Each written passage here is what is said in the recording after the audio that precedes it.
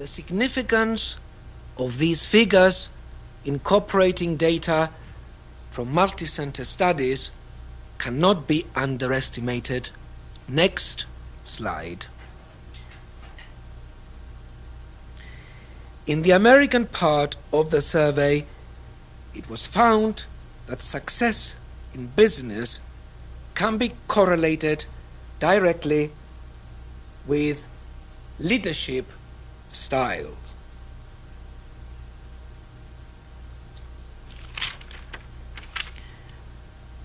An individualistic style appears to be closely associated with rapid career path progression, whereas a group or participative style, despite its evident attractiveness to all members of staff, is correlated with a relatively slow career progression.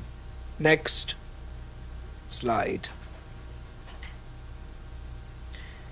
This is further illustrated in my next slide, which shows the results of another survey into senior management attitudes.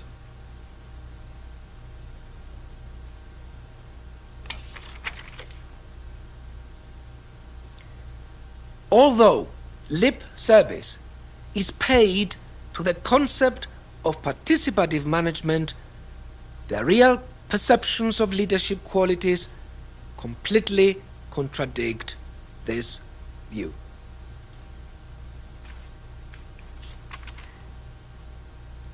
It can be further seen that such surveys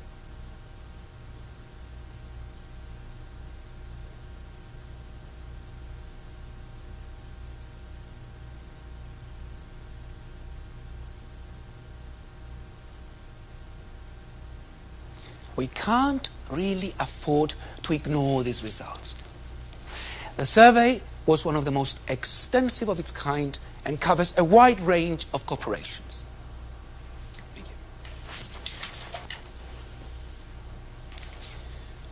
We can see in this next slide the results from the American part of the survey. This survey was based on interviews carried out with senior managers in 200 corporations. You can see here 35% of the group of managers classified as participative reached senior management positions. On the other hand, 74% of the more individualistic managers achieved senior management status. So, I think the conclusion is self-evident. If you want to reach the top of American companies, you have a much better chance if you adopt a fairly autocratic, top-down approach. What is important here is not to dismiss the last 10 years. 10 years in which the value of participative management has been preached.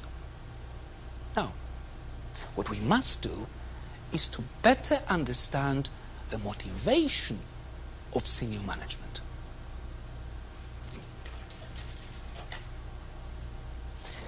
If we look at this next slide, we can see the results from another survey into senior management attitudes.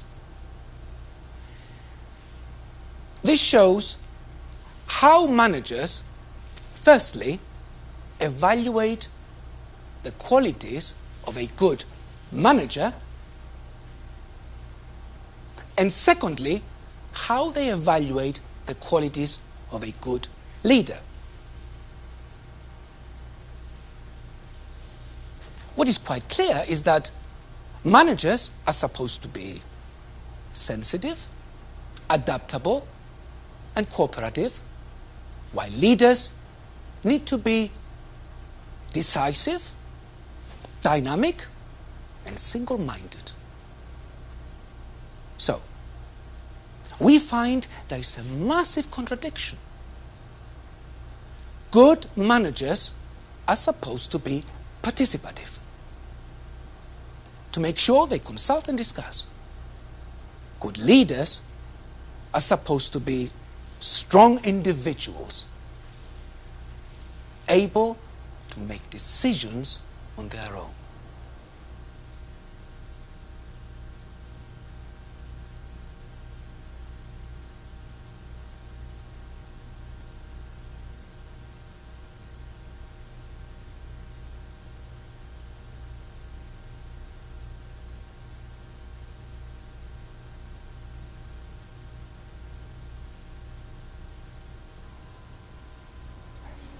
So, we need to think about the products. Our premium export lager is described as a German-branded Pilsner with an above-average alcohol content. It's positioned at the top end of the market and is only available through selected merchants and retailers. Anyway, I'm sure you're all familiar with that product.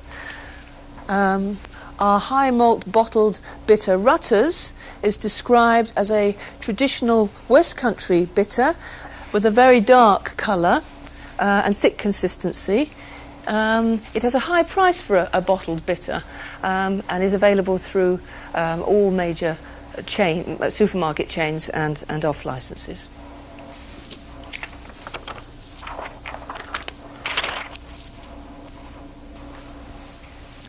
As you can see, production in 1984 was around the 245,000 bottles, and then during the next 5 years increased steadily. 5 years ago, the annual output reached 480,000 bottles there, as you can see.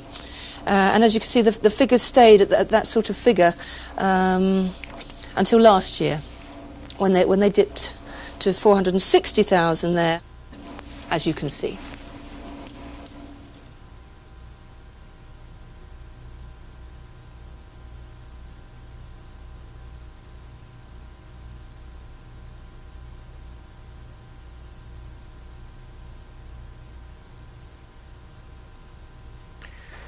A very important, perhaps the most important element in our corporate identity is our product range. The first thing to be said about this product range is that it's very diverse. Let's take our premium export lager, Hohenbrau. Now, this product has always been positioned at the top end of the market. It has a very high price and it's only available through specialist retail outlets. Altogether, it's quite exclusive. On the other hand, our Rutters Bitter has an entirely different personality. It's brewed in a traditional way. We put a lot of malt in it, which gives it a rich golden colour. And as far as I know, it's at a medium price and sold through most supermarkets.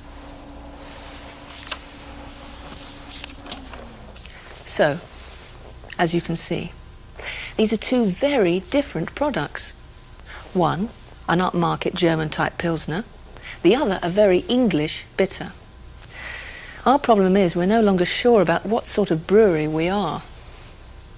Anyway, let's leave the products for a moment and turn to our recent record on the production side.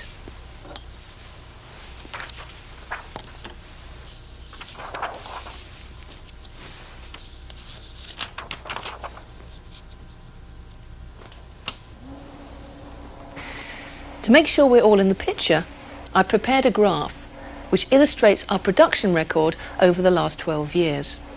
As you can see, we're only going to be looking at bottled beer production.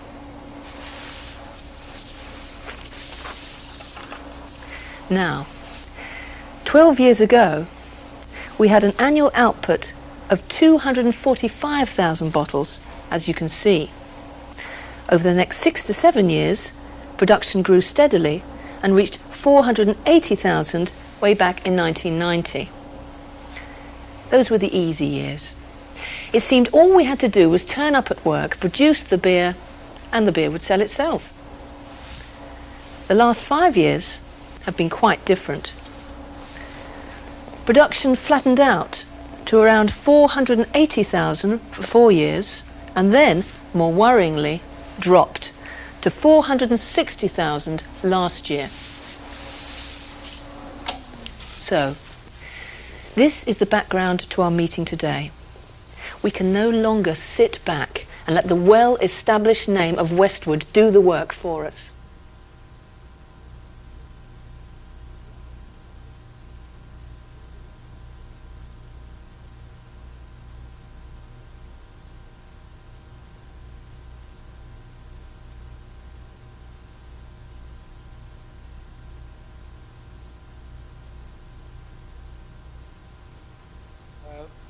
These cost cuts are going to cause considerable pain.